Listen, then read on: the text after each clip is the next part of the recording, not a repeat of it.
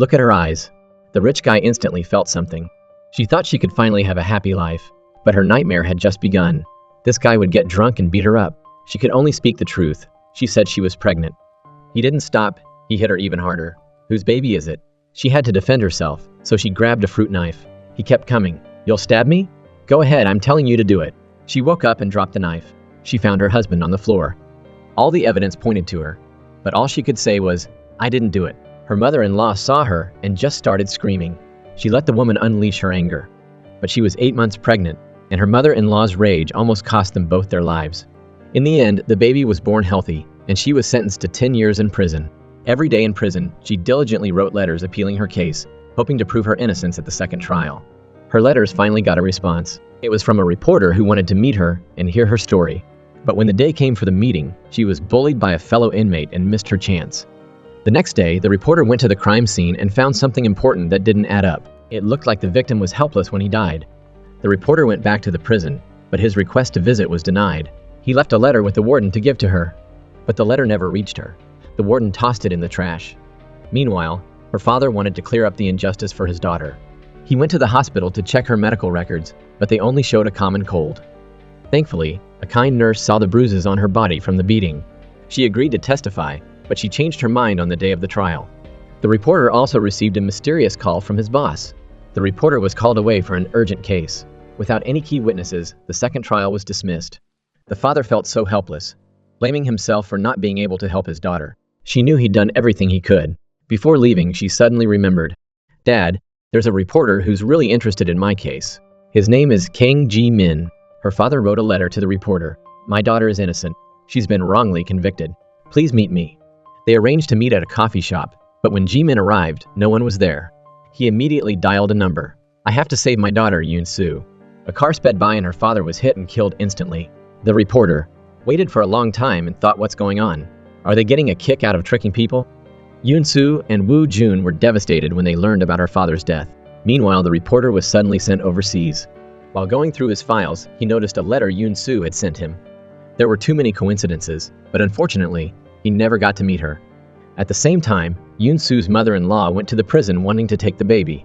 She told Yoon Soo that she was the baby's grandmother, the only blood relative the child had, and only she could give the baby a good future. Yoon Soo flatly refused. She knew exactly what her mother-in-law was like, and she wouldn't send her child to a place like hell. She also reminded her again, I didn't kill your son. She believed the truth would come out eventually, but her mother-in-law didn't believe her. That night, the baby had an asthma attack. The doctor said the baby's immune system was very weak. The current environment was making the baby even sicker. Yoon Soo was helpless and had to hand the baby over to her mother-in-law, but she would regret that decision for the rest of her life. Yoon Soo felt like she had lost everything. She had nothing left to hold on to and decided to end her life. She was abused for a long time, wrongly convicted of murder, and sent to prison. The only way to prove her innocence was to leave this world, but the rope suddenly snapped.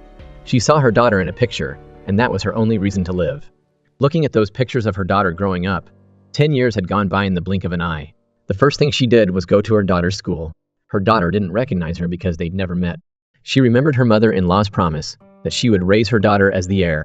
Not wanting her daughter to know she had a mother who went to prison, she could only choose to meet without revealing her identity. Mom! Her daughter's call made her drop her guard. Suddenly, a woman behind her said, Hanmi, let's go. Yoon Soo was caught off guard by this sudden event and needed to check. But her daughter's attitude towards Yoon Soo was different, making her doubt if this was really her child. She wanted to ask her mother-in-law who is the girl in the picture, but her mother-in-law simply said it was the maid's daughter. So where was her daughter? The next thing she said shattered Yoon Soo's heart. You killed my son. I have no reason to take care of your daughter. She's gone to a place neither you nor I can find. It was like a bolt out of the blue. Yoon Soo collapsed to the ground.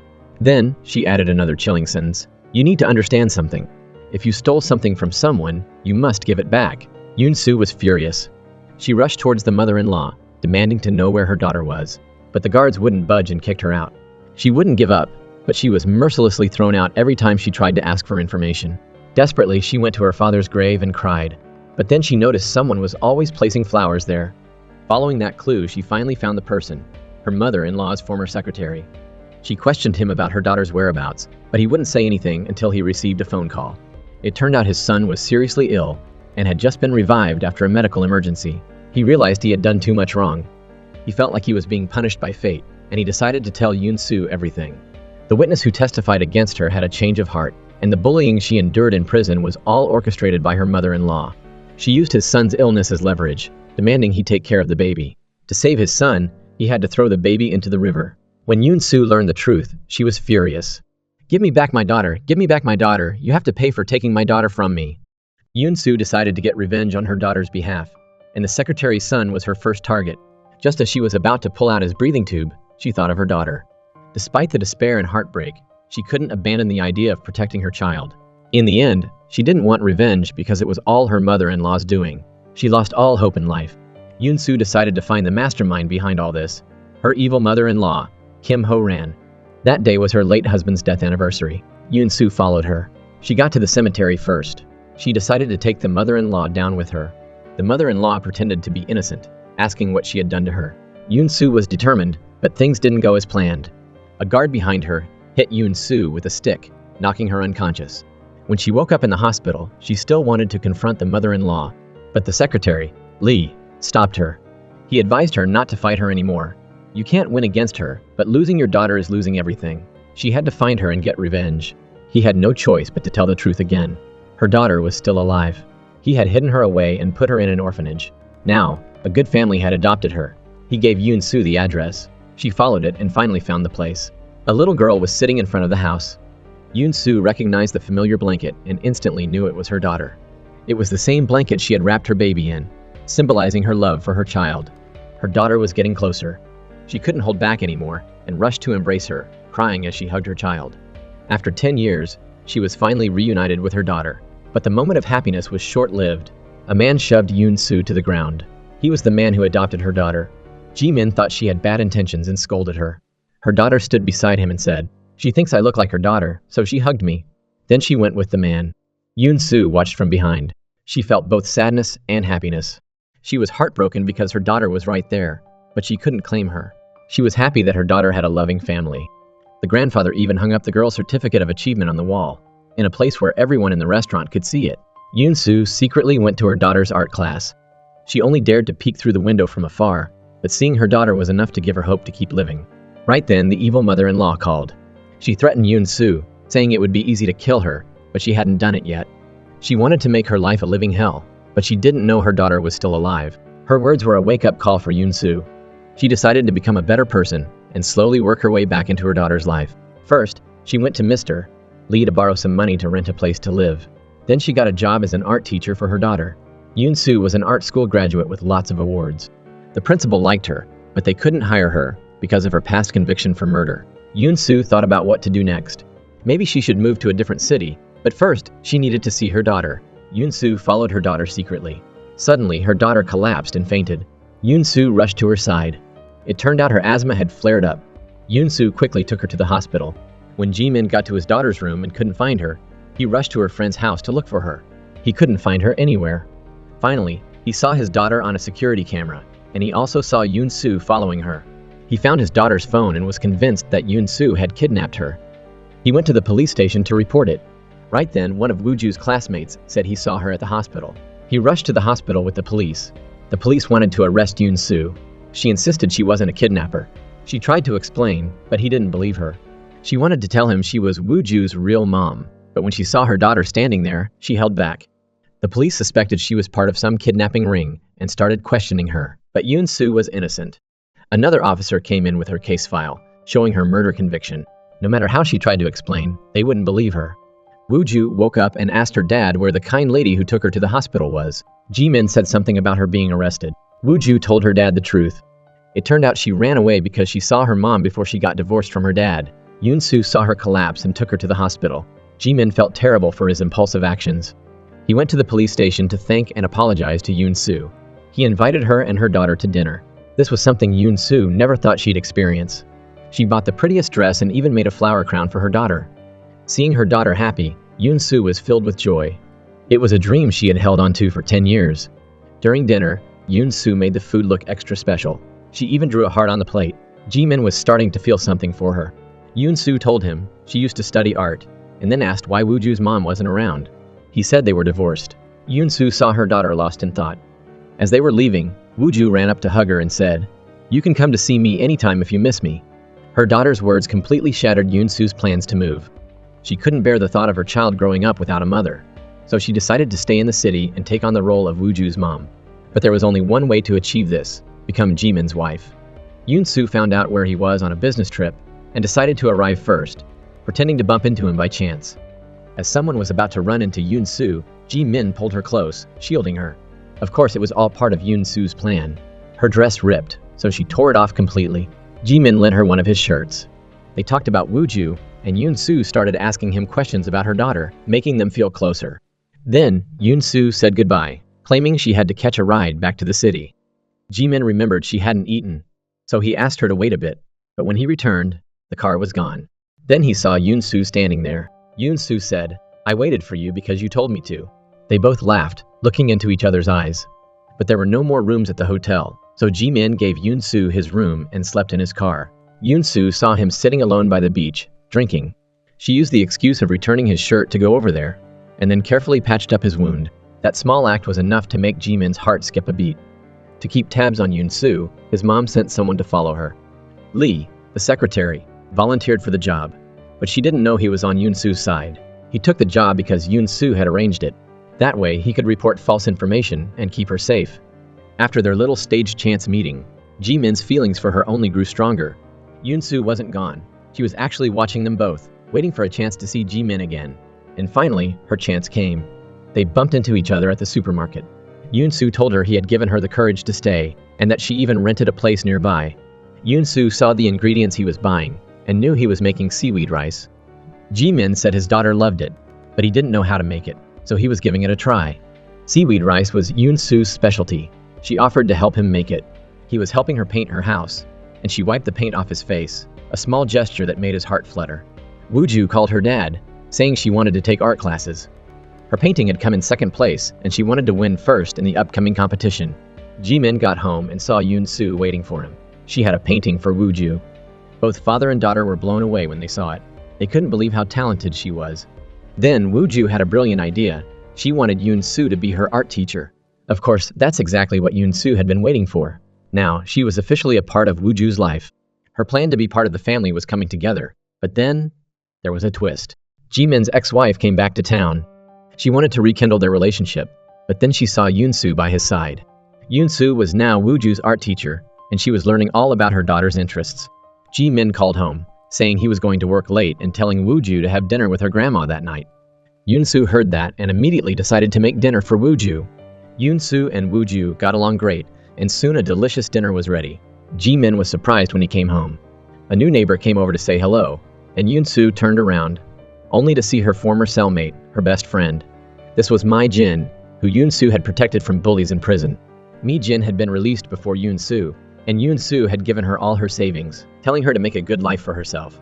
Mi-jin was shocked to see her. Yoon-soo gave her a look, so they wouldn't talk about their past. Mi-jin asked why she never looked her up after prison, and Yoon-soo, finally able to open up to her only friend, told her about all the pain she'd been through. Mi-jin used the money Yoon-soo gave her to learn a trade, and now she owns a few shops. Her husband works as an executive at the same company as Jimin's mom. Mi-jin's daughter is even Woo-ju's classmate. Mi-jin told Yoon-soo that Woo-ju was often teased at school for not having a mom. Yoon-soo's heart broke when she heard that. One day, she saw two kids making fun of Woo-ju, who acted like it didn't bother her, but then snuck away to cry in private. Yoon-soo saw the word mom that Woo-ju had written in the dirt and decided to do something amazing for her. She called Mi-jin and asked her to help her. Mi-jin brought Yoon-soo to the parent-teacher meeting. When it was time to choose weekend teachers, Yoon-soo volunteered. Since she was already Woo-ju's art teacher, and with Mi-jin supporting her, everyone agreed. Yoon-soo used coffee and fruit to create amazing art. She used fun new teaching methods that made the kids love her. The other kids started admiring Woo-ju for having such a cool teacher. One girl who was the best artist in the class wanted Yoon-soo to be her teacher, and even said her parents would pay more. But Yoon-soo said no. She was only going to teach Woo-ju. Woo-ju was so happy when she heard that. Jimin and Woo-ju's feelings for Yoon-soo grew stronger, but then her nightmare started. Jimin's mom used pictures from Lee, the secretary, to figure out Yoon-soo was seeing a man. She sent someone to Yoon-soo's dad's grave and made Yoon-soo meet with her. She told Yoon-soo, "Why did you want to die with me before? And now you don't even come to see me anymore. You're dating another man." Yoon-soo said, "Don't you want to see me live a miserable life? But now I'm happy, you can just watch." Yoon-soo turned and walked away. Those words made Jimin's mom furious. She didn't trust Lee anymore and had him followed. She found out he hadn't lied to her, but it was strange he never mentioned the child. That made her suspicious. She also found out that Jimin's ex-wife, Se-mi, was working with her company. She called Se-mi and asked about Jimin. Se-mi told her that Woo-ju was adopted about 7 years ago. The mom asked how old Woo-ju was, and Se-mi said she was 11. The mom put it together. Yoon-soo's daughter would be around that age if she was still alive. Yoon-soo was happy with the painting Woo-ju had made for her, and didn't notice Jimin's evil mother watching from her car. Jimin's mom sent someone to kill her granddaughter, but then she found out the girl was still alive. Lee, the secretary, gave her the newest photos he had, and none of them had Yoon-soo's daughter. Kim asked him, "Did Jimin have a daughter?" Lee said it wasn't important, so he didn't report it. He was just leaving when he called Yoon-soo to let her know, but Kim's people heard him. She had someone investigate Woo-ju. Yoon-soo and Woo-ju were going to an art competition, but it was at Jimin's mom's company. Yoon-soo wanted to take Woo-ju away, but she didn't know how to explain it to her, so she just took Woo-ju to sit somewhere else. But Kim saw them right away and walked up to Yoon-soo, but didn't say anything to her. Instead, she just joked with Woo-ju. That made Yoon-soo feel uneasy. She pulled herself together and took Woo-ju away. As she looked up, she saw her dead husband standing in front of her. Her whole body went numb. She tried to walk away, but he was still there, right in front of her. He grabbed her by the throat. It turned out that she had been beaten by him back in the past. Yoon-soo passed out, but Jimin was there, calling out to her, trying to wake her up. Then Yoon-soo got a high fever. Jimin stayed by her side, taking care of her. Her heart also began to waver a little. When Yoon-soo was seeing him off, a stranger ran up and hugged her. It turned out to be her old neighbor, Yeon-jun. He was adopted, and his adoptive parents beat him when he was a kid. Yoon-soo was the only one who made him feel loved. Her arrival was like a ray of sunshine in his darkness. Yeon-jun grew up to become a famous athlete. When he came back to Korea, he went everywhere looking for Yoon-soo. He had finally found her. And it turned out he was now the representative for Jimin's mom's company. Yeon-jun was becoming a key player. There was this mean girl in Woo-ju's class who didn't like anyone getting more attention than her. She brought a whole bunch of snacks to Woo-ju and said, "It's so sad you don't have a mom. Here, have some of this." Woo-ju said, "If you want them, just take them. You don't have any friends, and you're using food to make people play with you, but nobody wants to play with you anyway." The girl got mad and called her parents. Mi-jin told Yoon-soo about it, and Yoon-soo rushed to the school. She ran into the girl's mom. The mom didn't even bother to listen to both sides of the story. She just blamed Woo-ju, saying Woo-ju didn't have a mother to teach her. Those words were so hurtful to hear. Woo-ju said, "You're making fun of me for not having a mom? Is that how your daughter was raised?"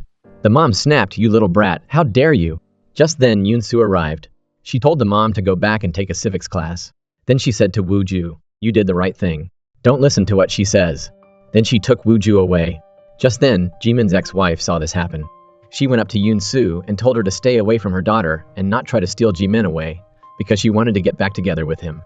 This was a challenge, but Se-mi didn't know that Yoon-soo was Woo-ju's real mother. To Yoon-soo, her daughter is her whole world. She wouldn't back down for anything. Yoon-soo said, "You have no right to tell me to stay away from Jimin.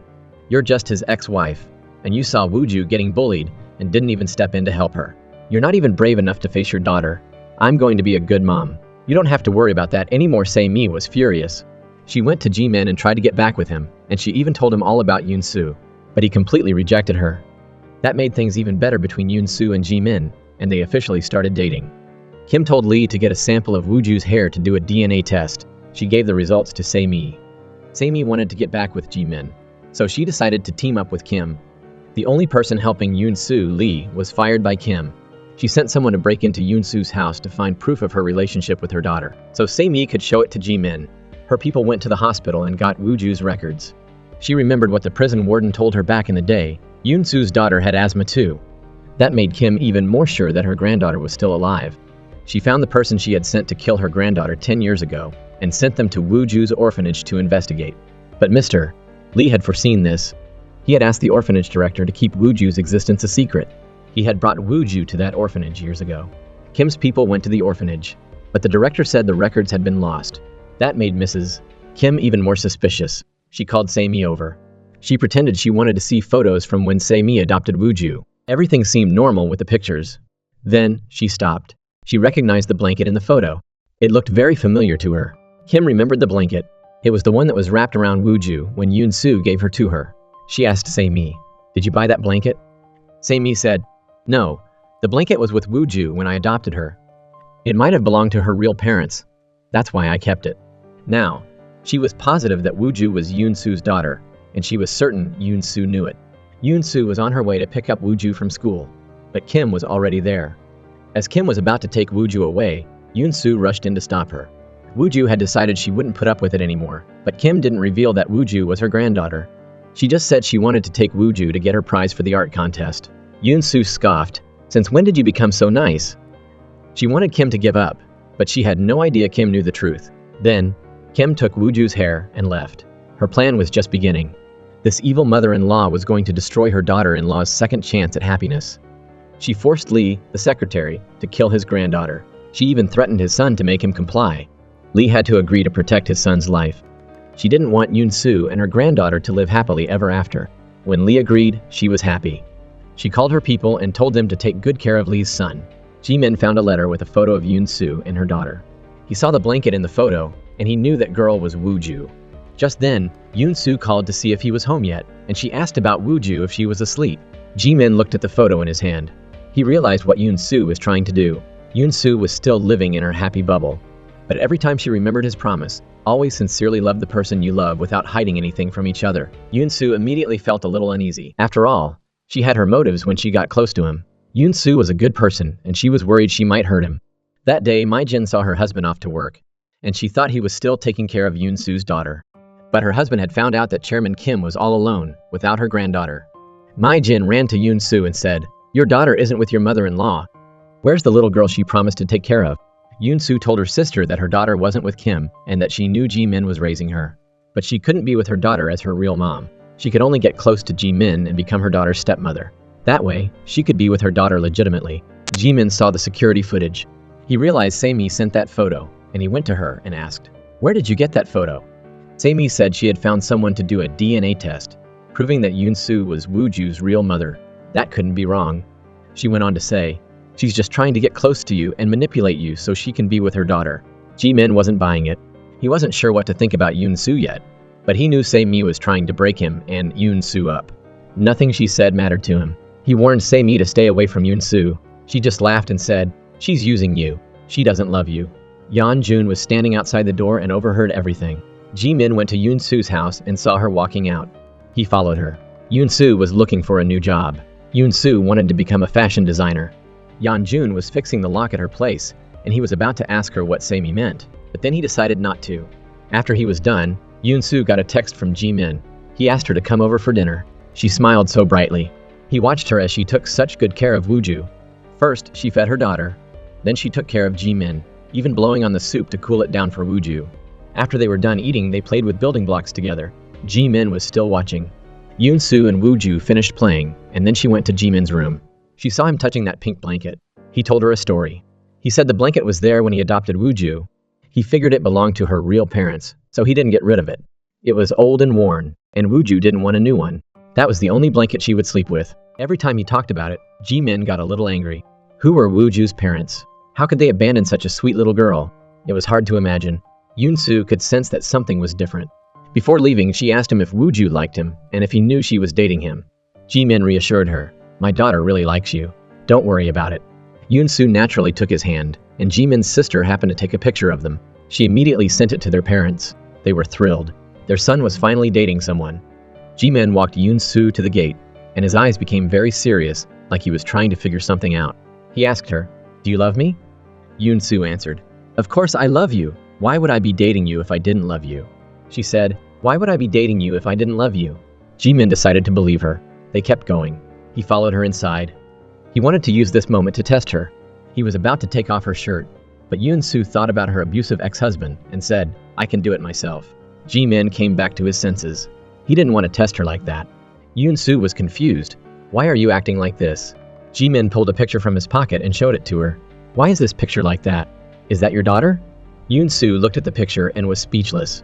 Ji-min saw her silence and continued, "That's Wooju, right? Just tell me you don't know anything, and that you're not here for any particular reason. I'll believe you." Yoon-soo admitted everything. She told him she had known Wooju was his daughter all along. She had wanted to marry him, so she could be with her daughter. Ji-min was devastated. He realized this whole relationship had been a plan. Everything was a betrayal. He had fallen in love with her. but it didn't matter now. He couldn't believe she had abandoned her daughter and then wanted to come back and be with her. Yoon-soo tried to tell him the truth, but he kept saying he didn't want to hear it. He said he can't believe you anymore. He thought Yoon-soo was a terrible person, that she was going to any lengths to get close to Woo-ju. He told her to stay away from him and his daughter. He was heartbroken. The woman he loved had tricked him. Yoon-soo knew that Ji-min's mother was behind this. She went to see her. Every time she went to see Kim, she felt like she was winning. Kim imagined Yoon-soo begging her one day. But Yoon-soo wasn't going to give up. She was going to do everything she could to protect her daughter, and she wouldn't let Kim get away with anything. Kim had been happy for 2 minutes when Yoon-soo made her angry again. She threw the photos Lee had given her at Yoon-soo, like a warning. People can't change. Don't ever trust anyone. Yoon-soo met with Lee. She asked him, "Why are you doing this? Why don't you just let me be happy with my daughter?" Lee was about to explain, but then he saw someone in the corner. Kim was a smart woman, and this was her way of testing him. He immediately changed his expression and said, "I have no choice." She had been betrayed by the person she trusted. Yoon-soo felt like she was falling apart. For a while, she'd forgotten about her dark past, but it was all just a dream. She couldn't trust Marley anymore. She went back to her lonely world. She and Ji-min broke up. She had been betrayed by Lee and lost her chance to be with her daughter. When Woo-ju called her, Yoon-soo said, "I'm busy now. I can't teach you anymore." Ji-min saw Woo-ju talking to Yoon-soo. He went over and grabbed the phone, turning it off. He told Woo-ju not to call her teacher anymore. It's bothering her. She's going to be tired. Yoon-soo couldn't see her daughter openly anymore, so she could only watch her from afar. But she wasn't giving up. She went to see Ji-min again. She apologized for hurting him. She admitted that she had approached him with a purpose, but that all of her feelings for him were real. She meant every word she said, but Ji-min didn't want to believe her. Yoon-soo told him the truth. Her daughter had been taken from her, not abandoned. Ji-min asked her, "Where were you for the last 10 years? Yoon-soo didn't know what to say. She couldn't tell him she was in prison. He didn't get an answer and told her, "You don't deserve to be Woo-ju's mom. You never did." Ji-min had been investigating Kim's paintings. He found it weird. Why would she spend so much money on paintings by an amateur artist? The more he thought about it, the more it seemed like money laundering. But when he told his coworker, he didn't believe him. She gets so much praise from the art world. She's an influential person. She wouldn't do something like that. He was excited and said, "Chairman Kim is my benefactor." 10 years ago, she had given Ji-min the chance to go work overseas. Ji-min was surprised. He decided to interview Chairman Kim. After the interview, he asked her a personal question. "Why did you help me 10 years ago?" Chairman Kim said, "I had just lost my son, and I focused on my work to deal with the pain. I saw you around and you seemed capable. That made him think back to something." He had been investigating the case of her son, but he was transferred before he could finish it. That made him suspicious. He went to the police department and asked a friend to help him. He wanted to see a photo of Chairman Kim's daughter-in-law. At the same time, the head of the department came in and reported that the reporter she was talking about was Ji-min. He was the reporter who had investigated Chairman Kim's son's case 10 years ago. He was the same reporter who had gone to see Yoon-soo before the warden stopped him. She couldn't believe it. The world is a small place. She said Yoon-soo's daughter ended up being adopted by that reporter. Ji-min got home and saw Yoon-soo standing at the door, waiting for him. He didn't want to go over there. She waited for a long time, then she left. Se-mi showed up and mocked Yoon-soo. Then she told her, "Don't come here again. It will only make Woo-ju sad." Lee went to see Chairman Kim, but he was angry. He warned her to stop trying to separate Yoon-soo and her daughter. He had known about all the terrible things she had done, and he had been blamed for them. He had proof. He played a recording and then showed her his evidence. He had been investigating her. No matter what, it would be bad for her. 10 years ago, Yoon-soo's father had died in a car accident. Lee had investigated the security footage and found something suspicious about the car. He never thought he'd be able to use that to bring her down, in to meet. She wanted to tell him the truth. But before she could get to him, she went to her father's grave. She saw flowers in his picture. She realized Minor Lee had been there. She was furious. She called him and told him to stay away, but all he said was, "Trust me." I'll expose the truth. When she heard that, she had a bad feeling. Yoon-soo and Ji-min went to meet Lee. Ji-min thought it was another one of their plans. They were talking and she was about to tell him the truth, that she had been in prison for 10 years. But then Lee fell from above. Yoon-soo couldn't believe her eyes. The cables in Korea were truly lawless. You could tell just by looking at that mother-in-law. Lee had wanted to expose Kim's crimes, but she had him killed. But she wasn't worried in the slightest. The police came to question Ji-min. They said he contacted you before something happened to him. That's when Ji-min learned that it had been Lee who was going to expose her. Lee's injuries were too severe, and he died. Yoon-soo was devastated. She was heartbroken. The only person she had trusted was gone. The news reported on his death, saying he had committed suicide because he was under too much stress. Chairman Kim, Yoon Soo, and Ji Min all saw the news. Mrs. Kim quickly called her people to find out if they had found Lee's files yet. Ji Min went to the police station to ask what was happening. He saw Yoon Soo there. She said, "Lee didn't commit suicide. He has a son who is in a coma and needs to be taken care of. He had made plans to meet with me before he died." Yoon Soo was crying and showed the police the messages. The police thought she was too upset and didn't believe her. They said before Lee killed himself, he sent a message asking the head of the department to take care of his son. Ji Min heard everything. He went over to Yoon Soo and asked if he could talk to her for a minute. He asked about her relationship with Lee. He mentioned that Lee had wanted to expose Kim and that he had asked Ji Min to take care of her. Yoon Soo had a bad feeling. This was all part of her mother-in-law's plan. She clenched her fists. Then she left to find Kim. Se-mi also went to see her. She asked if she could let Yeon Jun see Ji Min's sister. It was like she was trying to curry favor. Then she could speak well of her to Ji Min's parents. Of course, Kim agreed. Then she asked Se-mi some questions about Ji Min. Se-mi told her that Yoon Soo and Ji Min had broken up, and Kim practically blossomed. Se-mi was curious why Kim wanted Yoon Soo to be so miserable. Ji Min went to the crime scene to investigate. He stood on the rooftop and looked around. He saw a delivery truck in the distance. He rushed to the parking lot and then called the truck driver to ask for the black box. Yoon Soo went to Kim's office. She asked her, "Did you have Lee killed?" Kim answered, "Do you have any proof?" "I'm not a murderer like you." It's true. She never got her hands dirty. She just gave orders. Han Yoon Swo mentioned that Lee was going to expose her. Kim's face went pale. Yoon Soo said, "That's right. It seems he really had evidence against you." Then she yelled, "What did Lee have? Do you think you can get away with everything? You think nobody knows what you've done?" Kim calmly said, "You shouldn't even exist. Everyone around you ends up unfortunate. My son is gone, and now Lee is dead, all because of you. Next, it will be your daughter." She needed to find the evidence Lee had. Ji Min got the dashcam footage from the truck, but it was too far away to see who had pushed Lee. But he did notice someone was standing up there after Lee fell, and then that person left the building. There had to be someone else at the scene. Based on the time in the video, if they investigated who went in and out of the building at that time, they could find the culprit. Ji Min asked his coworker to quietly investigate Lee's case. He asked him to find out how many secretaries Kim had had. Then Ji Min sat there thinking. Lee had been her employee, but he had been helping Yoon Soo. He remembered that Yoon Soo had suddenly passed out when she took Wooju to the art competition. He suspected there was a connection between her and Kim. He immediately called his police friend and asked him about the case of Kim's son's murder. His friend happened to have the file in his hands. He sent a picture of the file to Ji Min. Ji Min saw that the woman in the photo was Yoon Soo.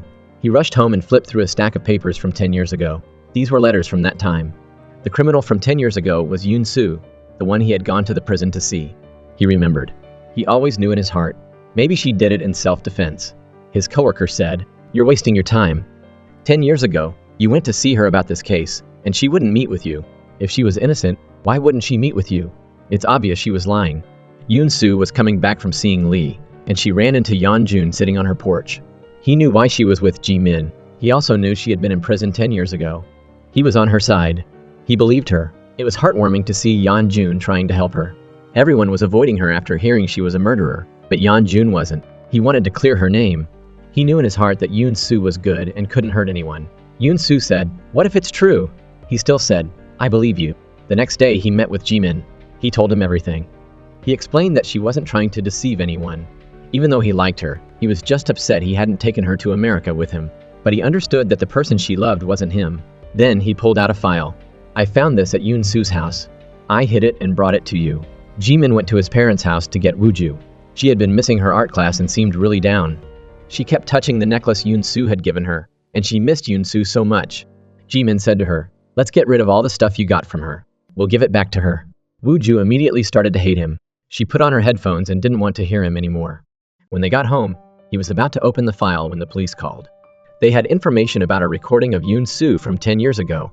Ji Min rushed out. He had to find out what was going on. Before he left, he went to see his daughter, but she wasn't reacting to anything. He immediately took her to the hospital. Meanwhile, Ji Min's mom went to see Yoon Soo. She had learned Yoon Soo's address from Wooju. As soon as she walked in, she asked, "Why did you two break up?" She was talking when her phone rang. When she found out Wooju was in the hospital, she rushed to the hospital with Yoon Soo. Wooju's asthma had gotten worse. She was having trouble breathing. Ji Min's mom asked Yoon Soo to go into the hospital room to see Wooju. The little girl turned away when she saw her teacher, but then she burst into tears and said something insincere.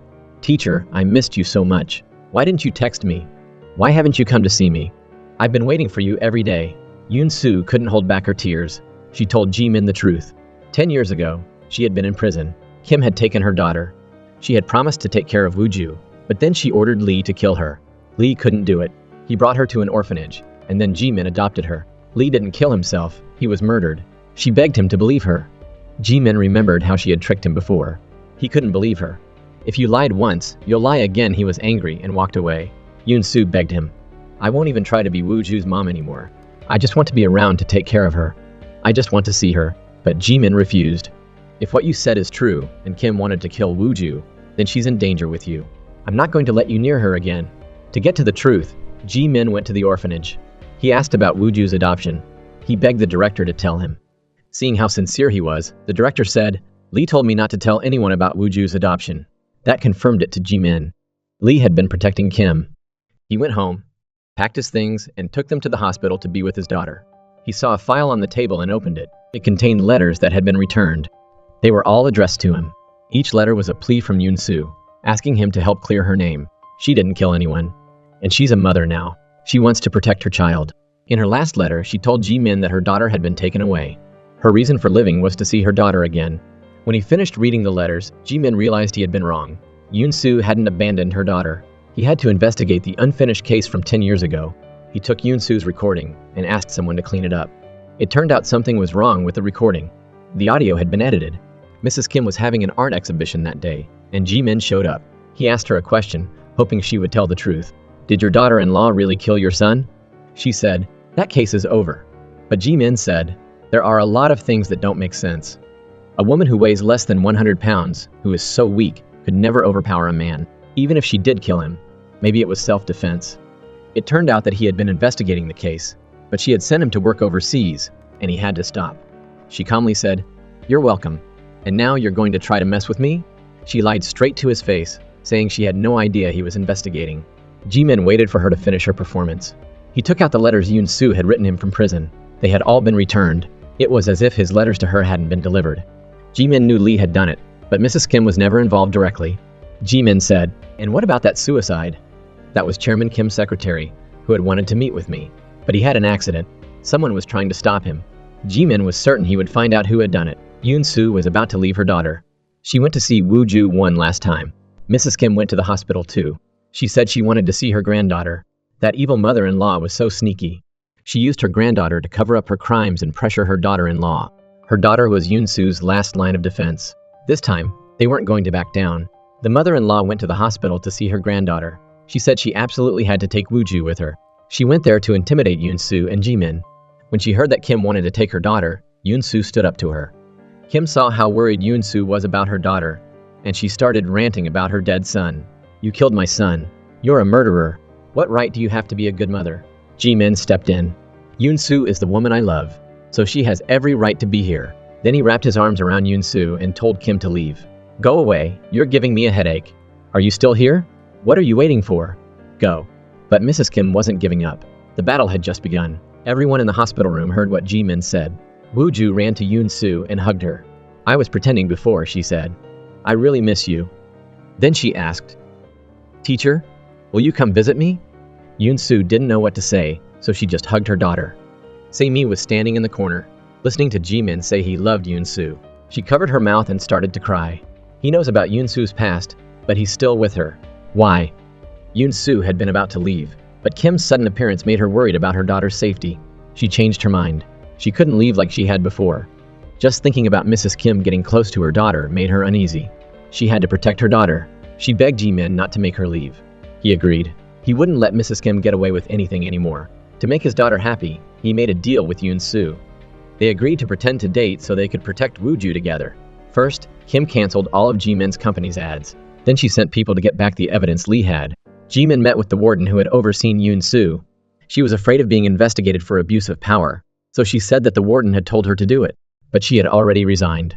The police found out that Lee had been carrying the files, but they weren't in his belongings. They looked at security camera footage and found a suspect, but he was using different license plates. They couldn't track him down. Mrs. Kim started using Se-mi. She tried to make her jealous. She said, "You're not going to win Yoon-soo." That made Se-mi furious. Saimi went to find Jimin's younger sister, using the opportunity to meet the celebrity as a condition. She wanted to know where Jimin was.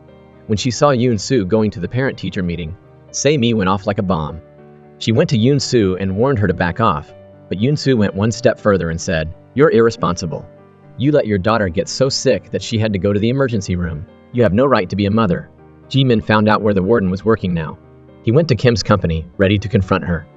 First, he played the audio recording from 10 years ago. He proved that it had been edited. Yoon-soo had not been the murderer. The second was this new woman who came in. She was Yoon-soo's warden. Now she was Kim's right-hand woman. He hadn't even been able to find proof that the two of them knew each other. But seeing them both there, Mrs. Kim didn't even smile. Her opponent was smarter than she thought, but Mrs. Kim still put on a good face in front of everyone. Kim decided to do an interview. She had clearly killed her son herself, but now she was worried about being exposed.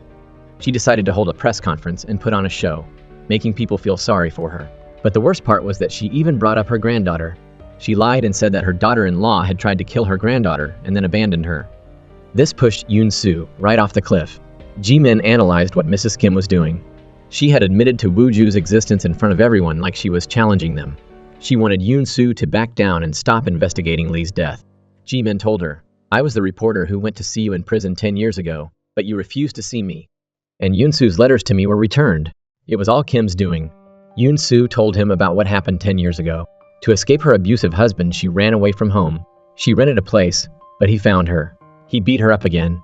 To protect the baby she was carrying, she grabbed a knife and told him to stay away. She didn't try to kill him. She just wanted to scare him.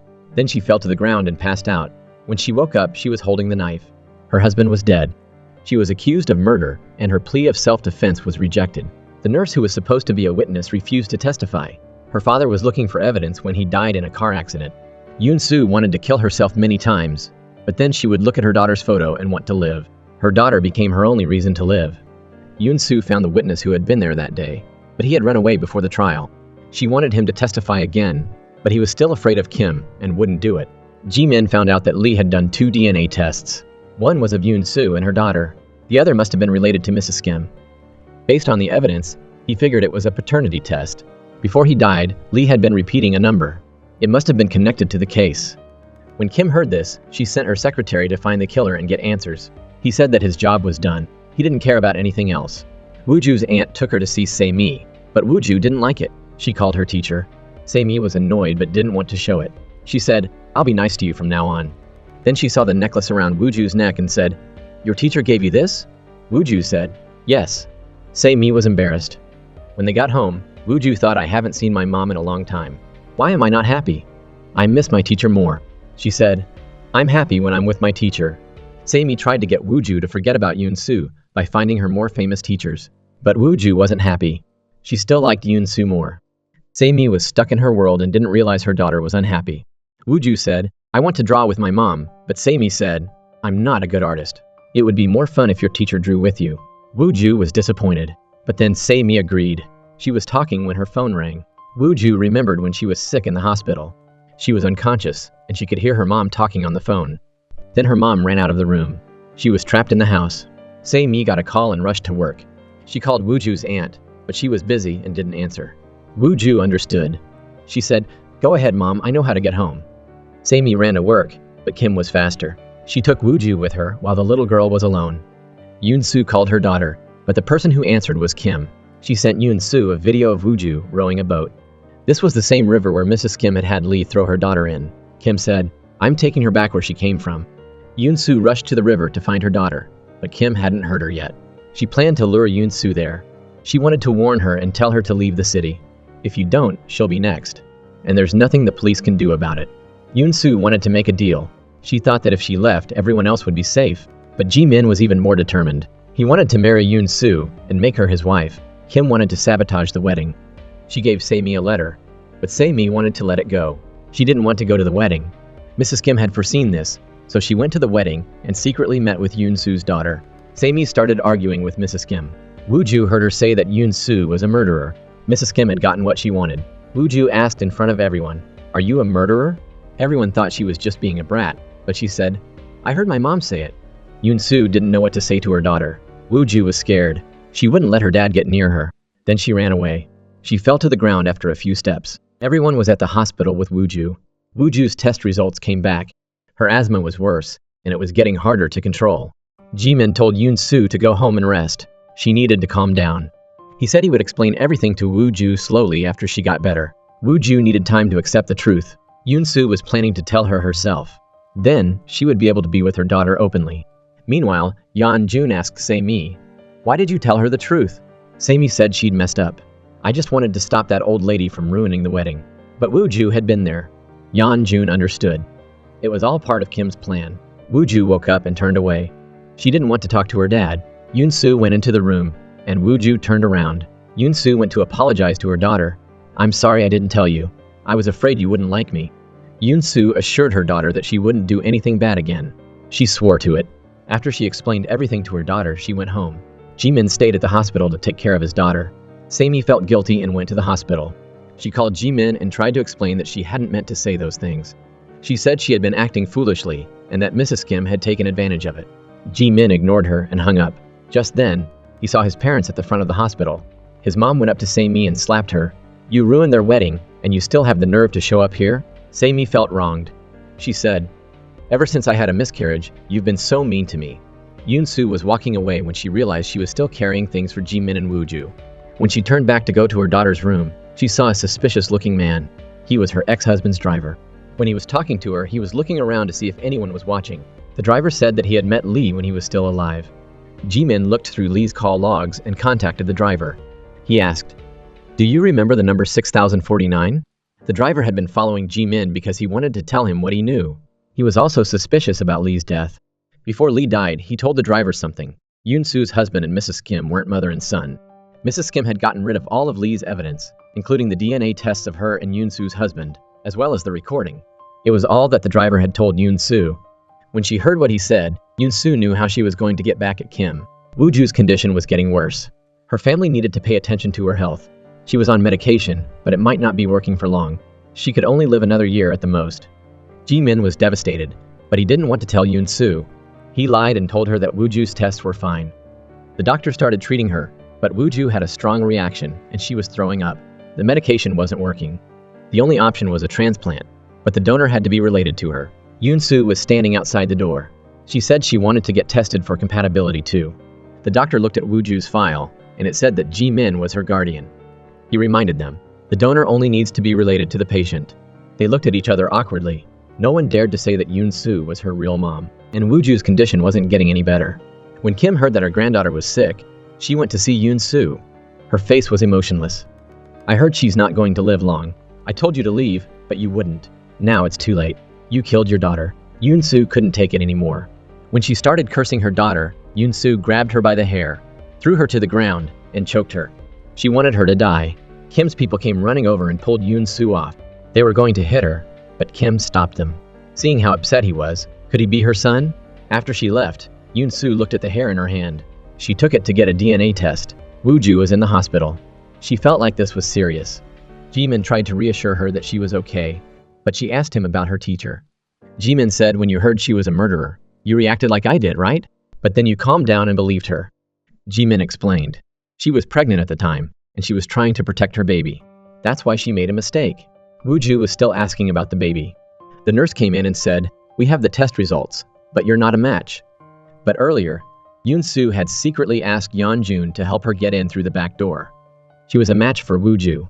Yoon-soo said to Jimin, "This is our Wooju. Let me save her." Wooju was standing in the corner and heard the conversation. She looked confused.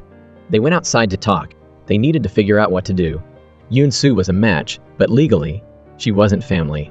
And they weren't married, so she couldn't donate. Even if Yoon-soo adopted Wooju, Jimin was worried about her. It was a risky surgery. What if something happened to her? She could die. But Yoon-soo was determined. She had to save Wooju. Jimin didn't want her to take such a risk, but he didn't want to see Wooju suffer either. He sat outside her room late at night and cried. The secretary said to Mrs. Kim, "Yoon-soo is proving that she's Wooju's real mom. The DNA test results came back, and she is the mother." When she heard the news, Mrs. Kim used this to her advantage. She went to the hospital director and told him to refuse Yoon-soo's request for organ donation. She wanted to do anything she could to stop Yoon-soo. Then she told the director to tell Jimin. Jimin met with Mrs. Kim. She started talking about how Wooju was her only granddaughter, and then she offered to take her to get treatment overseas. They're really good at this in other countries. They can save her, she said, but there's one condition. Yoon-soo has to leave and never come back to see her or me. Because the surgery was so risky, Jimin decided to trust her. That way, Yoon-soo and his daughter would both live. But as soon as he broke up with Yoon-soo, Kim didn't keep her promise. Yeon-jun said he would help Yoon-soo investigate Kim. He started by going to Chairman Han, Kim's rival, to ask about some things he was suspicious of. In recent years, Kim has been buying paintings by a very unknown artist, even spending 2 billion won. Yeon-jun figured something was going on between them that they were trying to hide. Mrs. Kim invited Yeon-jun to her house for dinner. He pretended to accidentally spill wine on her expensive pants. Then he pretended to ask where the bathroom was. While he was pretending to look for it, he went downstairs to her basement. It looked like she was hiding something. He was about to open a door when Kim's people suddenly appeared. On the television, Kim's dirty secrets were being revealed. He had managed to get into the room before Mrs. Kim's people showed up. It was all the expensive paintings she had bought. What a waste to keep them in a basement. Combining what he had found with his earlier investigation, Yeon-jun figured out that the artist she was buying paintings from didn't exist. It turns out her main goal was to avoid taxes. When she got back to her company, the police were waiting for her. They were investigating her. She was furious that her plan had failed. She had used their blood relationship to control Yoon-soo, but she was in for a surprise. Yoon-soo gave her a file. It contained the results of a DNA test of Kim and Yoon-soo's ex-husband. They weren't related, so she and Woo-ju weren't related either. Yoon-soo told her, "This is just the beginning of our fight." Kim was furious, but she couldn't do anything about it. The police started to investigate her, but she was rich, and they couldn't find enough evidence to charge her. But they did manage to catch the person who killed Lee. He saw himself on the security footage, but the killer wouldn't confess. Jimin asked Yoon-soo to look through his belongings to see if there was anything familiar. There was a watch that caught her eye. It was her ex-husband's watch from 10 years ago. The killer finally confessed to Jimin. He said he had killed Lee, but he had nothing to do with Yoon-soo's ex-husband. "He was already dead when I got there," he said. But the person who was behind it was Kim. He had a recording that would prove Yoon-soo was innocent. Finally, it was time for Kim to face the consequences. The police were about to go arrest her, but she went to the police station herself and confessed. She said she had killed Lee. She said, "I killed him because of my husband. He was abusive, and my son didn't want to see me get beaten anymore. So he accidentally killed his father. Then she had to take over her husband's company. She loved her son so much, but he was becoming more and more distant, and he was always drinking. She thought that the son she had known was dead, so she had someone kill him. But that's not the truth. She was still hiding something. The first thing Yoon-soo did was go to her father's grave and tell him the good news. Jimin turned on the news so everyone could see. They all felt sorry for Yoon-soo. They called her to the hospital. Everyone told Woo-ju, "Teacher Yoon-soo is innocent." The news said so. Woo-ju apologized to her teacher. They hugged each other. Kim's people went to find Yoon-soo. He said he wanted her to know the truth about what happened that day. Yoon-soo looked at his face, and she thought his eyes looked familiar. But it was too late. He suddenly changed his tune. He said, "I should have sent you and your husband to the next world together." It turned out he was the person who had killed Yoon-soo's husband. She tried to run, but it was too late. Luckily, Jimin got there in time. He quickly took her to the hospital. As she was getting into the car, she tried to tell Jimin, "Kim Woong was the one who killed my ex-husband." Then she passed out. Jimin stayed by her side until she woke up. Yoon-soo was worried about whether she was healthy enough to get surgery. Jimin reassured her, "The most important thing is your safety. Don't worry about anything else. The police are investigating Kim Woong, and he will be punished." Yoon-soo couldn't figure out why he had attacked her. Jimin said that when he was putting her father's ashes in a new urn, he found a letter in the box. It contained a USB drive. It proved that her father's death hadn't been an accident. Kim Woong had done it on purpose. The lawyer told Mrs. Kim that he would say Kim Woong had attacked Yoon-soo. He suggested blaming it all on Kim Woong. He said that if he was arrested for being a criminal, she'd get a lighter sentence. But she refused. She insisted that the person who had killed her son was wearing a hat. She told the lawyer to protect Kim Woong. She didn't care about her safety. Jimin's parents went to visit Yoon-soo. They saw that she was beaten up, and his mom said, "I'm your mother now." Yoon-soo was touched. It had been a long time since she had heard those words. Jimin's dad said, "I'm your father now." You could tell they both really cared about her. Jimin went outside to answer his phone. His coworker had done some investigating and had found the paintings. Jimin and the police started investigating the paintings. They accidentally discovered a secret. On every painting, the name of the artist was Kim, and on top of that, it said Hwang. The letters could be wiped off easily, but only 3 letters. The rest were permanent. The police and Jimin went back to Kim's mansion. It was a mess inside. They found Kim Woong's painting in the basement. There was a picture above him of an older woman. holding a baby. When Kim Woong was arrested, some people were happy and others were sad. Yoon Soo sighed with relief. Kim was crying, and memories came flooding back. It was Yoon Soo's abusive husband. He was always beating Kim Woong, and he was covered in bruises. Kim watched him with a broken heart. Something inside her started to burn. He saw the look on her face and joked, "You look so upset. You must be his mother." But she denied it. He got angry and threw a bottle of wine at the wall. Actually, he knew the truth. He knew Kim was trying to get rid of him so her son could take over the company. Mrs. Kim threatened Yoon Soo's ex-husband to protect her son. She said, "If you touch him, you're going to regret it." She did everything she could to protect Kim Woong. Then she started yelling, "My son didn't do anything wrong. Leave him alone." The truth was out. Kim Woong was her hidden son, and she had been grooming him to inherit her assets. He had been using the name Kim as an artist and was doing business with Chairman Kim. So the artist was Kim Woong. Kim Woong was also the one painting the pictures. Kim had used these transactions to transfer all her money to her son. And now, there was nothing she could hide. The most important thing was Woo-Ju's surgery. The day before, the doctor talked to Ji-min privately. Yoon Soo secretly signed up to be a donor. If she dies during the surgery, she will donate her organs to those who need them. Ji-min was heartbroken. He went back to Woo-Ju's room and saw Yoon Soo watching her daughter from outside the room. That made Ji-min decide to tell his daughter. But before he could, she said, "I was adopted. I heard you and Say my talking when you got divorced." She had kept it a secret all this time. Ji-min couldn't hold back his tears. She was such a sweet, thoughtful girl. He took the opportunity to tell her that Yoon Soo was her real mom. Woo-Ju was devastated. She saw her mom's text messages to her. She remembered when they had met, and she started crying. It turned out her mom loved her so much. She hadn't abandoned her. When Yoon Soo was better, she went to the prison to see Mrs. Kim. Time had taken its toll. But Kim was still stubborn. She said, "I can't believe it came to this." She was willing to do anything to save her son.